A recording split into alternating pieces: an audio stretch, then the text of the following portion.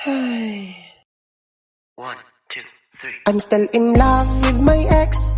Sorry sana flex. Utak ko lang may sabi na pwede na akong mag-next. Di tuloy napanindigan ang kasalukuyan dahil nandoon ang puso sa nakaraan. I'm still in love with my past.